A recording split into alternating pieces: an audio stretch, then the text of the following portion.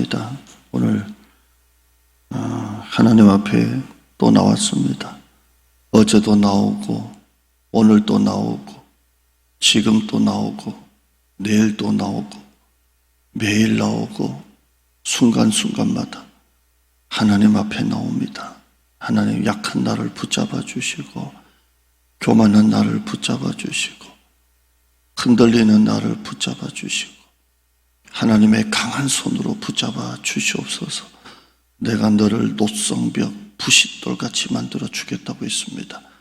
오늘도 나가서 일터 가운데 이 사업의 직장의 현장 가운데 들어가서 노성벽같이 부싯돌같이 담대하게 사업을 하고 일을 하는 우리 성도, 담대하게 나가는 우리 성도 되게 하여 주시옵소서. 가정의 특별한 기도 제목에 특별한 응답을 주시고 특별한 기쁨이 있는 가정 되게 하여 주시고 질병으로 투병하는 가정, 병 때문에 믿음 뺏기지 않게 하시고 믿음으로 병을 이기는 우리 성도들 가정 되게 하여 주시옵소서. 오늘도 오고 가는 우리 성도들의 핸들을 하나님께서 주관하여 주시고 안전 운행하도록 하나님 지켜 주시옵소서. 다니엘 차문으로 함께하는 성도들도 이 시간 똑같은 마음으로 예배드려서 은혜 받게 하여 주시옵소서. 예수님의 이름으로 기도드리옵나이다. 아멘. 반갑습니다. 오늘 이번 한 주간에도 승리하는 한 주, 성령 충만한 한 주 되길 바랍니다. 바로 화면 보시죠. 화면 보자. 25장에서 32장까지 지금 여러분이 읽고 있는 분량, 오늘은 27장에서 31장까지 여러분이 읽는데요. 전부 다 열국, 다른 나라를 향한 심판입니다. 이스라엘 아니라 다른 나라들을 향한 심판들이 쭉 나옵니다. 지난번에 봤듯이 그 다음 25장은 이방 사국을 향한 심판이 나왔고요. 암몬, 모압, 에돔, 블레셋, 오바댜서가 에돔에 대한 심판의 내용이 전부 다입니다. 26장, 그 다음에 두로에 관한 심판입니다. 26장부터 해서 두로에 관한 심판이고 27장도 두로가 나오고 28장도 두로가 나옵니다. 두로가 뭐길래 계속 나옵니다. 27장도 두로를 향한 심판이고 애가가 나옵니다. 2절 한번 보시면 27장 2절에 인자야, 그 다음 인자야 너는 두로를 위하여 슬픈 노래를 지어라 이렇게 합니다. 두로를 향한 게 3장이나 나오면서 두로를 위하여 슬픈 노래 지어라, 망한다는 거죠. 지어라 되어 있습니다. 지도 한번 보죠. 두로가 어디 붙어 있는가 한번 보시죠. 저 밑에 예루살렘, 남쪽 유다가 있고요. 저 위쪽으로는 북쪽 사마리아가 있고요. 그러니까 저 위에입니다. 두로가 나오죠. 두로 위에 28장에 시돈에 대한 멸망도 나오는데 시돈이 있습니다. 이스라엘 저 위쪽입니다. 우리로 하면 저 북한 위에는 남한, 위에는 북한 평양이고 비슷합니다. 저 위에 평양 위에 압록강을 넘어 비슷하게 저 두로가 저렇게 있습니다. 지역 참조로 그렇게 보시면 되겠습니다. 지도 됐고요.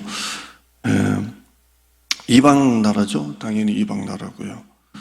예수님께서 공생애 중에 자주 얘기 들리십니다. 이상하게 여기 두로를 자주 가셔서 여기서 기적을 많이 베풉니다. 여러분 수로보니게 여인 알죠? 수로보니게 여인, 귀신 들린 딸을 고쳐주세요. 그래서 예수님께서 내가 자녀에게 줄 떡을 취해서 이 개에게 주겠느냐, 그래 비유를 당한 여자잖아요. 그래서 개들도 부스러기 먹습니다 라고 했던 이 지역이 두로입니다. 두로고, 두로 사람들이 예수님의 설교를 들으려고 많이 옵니다. 두로 사람들이. 누가복음 6장 17절 화면 보시면 예수께서 그들과 함께 내려오사 평지에 서시니 그 제자의 많은 무리와 예수의 말씀도 듣고 병고침을 받으려고 유대 사방과 예루살렘과 두로와 시돈의 해안으로부터 온 많은 백성도 있더라 이렇게 되어 있습니다. 사람들이 많이 설교 들으려고 두로 사람들이 많이 내려옵니다. 우리가 지도 금방 봤겠지만 이게 위에 해안 도시입니다. 해안 도시. 이 고대 때 해안을 끼고 있다는 것은 상업의 중심지죠. 국제 무역의 중심지고 부자입니다. 아주 부자 동네고요. 이 사람들이 이제 설교를 들으려고 많이 옵니다. 예수님께서 이스라엘을 책망하실 때 내가 너희들에게 행한 기적을 두로 사람들에게 내가 베풀었으면 두로 사람들은 벌써 베옷을 입고 회개했을 거다 이놈들아 하면서 두로 사람들을 이렇게 이스라엘보다 더 이렇게 회개를 잘하는 것으로 설교를 할 때 두로 사람들을 얘기를 하십니다. 마태복음 11장 21절에 화 있을진저 코라시나 화 있을진저 베세다야 너에게 행한 모든 권능을 두로와 시돈에서 행했더라면 그들이 벌써 베옷을 입고 제에 앉아 회개했으리라. 예수님 때는 이 두로 사람들이 회개도 많이 하고 또 설교를 들으려고 그렇게 많이 오고 그랬던 사람들입니다. 신약 예수님 때는 예수님이 이스라엘보다 더 낫다 이렇게 칭찬할 정도로 두로를 얘기하셨는데 구약 저 위에 가면 심판을 받는다 이렇게 합니다. 그런 경험이 있는지 신약에는 예수님 그렇게 잘 회개도 잘하고 그랬는데요. 28장 가보면 두로 왕의 교만이 나옵니다. 28장 두로 왕의 교만이 나오고요. 뒤에 20절부터는 시돈에 대한 심판도 나오는데 두로 왕이 교만하다 합니다. 그 교만하다는 게 좀 독특합니다. 표현이 28장 2절 한번 보실까요? 28장 2절에 인자야 너는 두로 왕에게 이르기를 주 여호와께서 이같이 말씀하시되 네 마음이 교만하여 말하기를 나는 신이다. 내가 신이다. 내가 하나님이다. 내가 하나님의 자리 곧 바다 가운데 앉아있다 하도다. 자기가 뭔데 나는 하나님이다. 내가 하나님의 자리 바다 가운데 앉아있다. 하나님의 자리가 바다 가운데 밖에 있는 건 아니죠. 하늘 바다 전기가 하나님의 자리 바다 가운데 앉아있다 하도다. 네 마음이 하나님의 마음 같은 채 할지라도 너는 사람이지 신이 아니다 이렇게 합니다. 네 마음이 하나님의 마음 같은 채 할지라도 이렇게 합니다. 바로 왕의 교만이 자기가 하나님의 마음인 것처럼 하나님 채 하는 이게 교만이 얼마나 교만하면 자기가 하나님 채 합니까? 하나님의 마음인 채 합니다.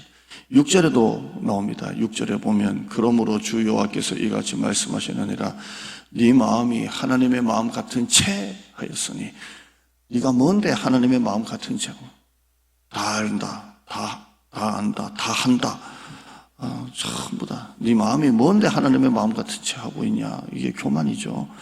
얼마나 교만하면 네 마음이 하나님의 마음 같은 채 하냐. 네가 창조주인 것처럼 네가 전능하시고 전지하신 하나님처럼 채하냐.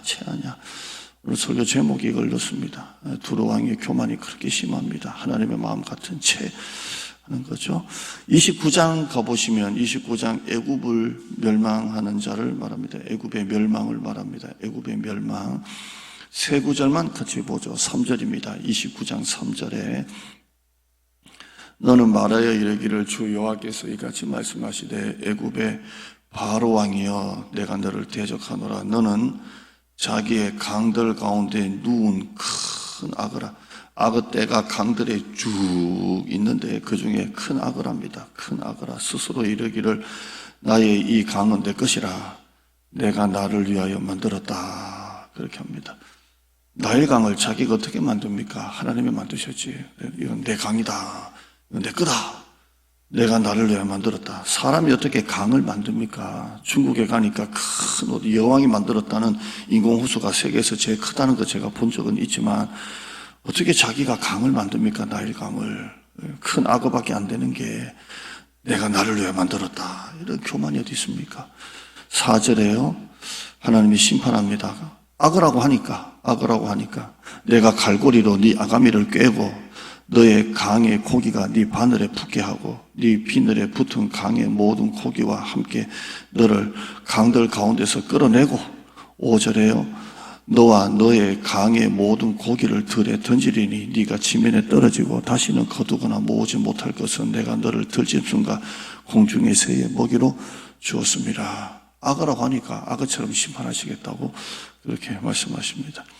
30장에 보면 애굽을 돕는 자도 내가 심판하겠다고 합니다. 누가 옆에서 애굽이 망할 때 애굽 옆에서 도와주는 자도 내가 심판하겠다고 합니다. 세 구절 한번 보시죠. 6절입니다. 6절 보시면 30장입니다. 30장에 보면 애굽을 붙들어주고 애굽을 돕는 자도 내가 심판하겠다라고 합니다.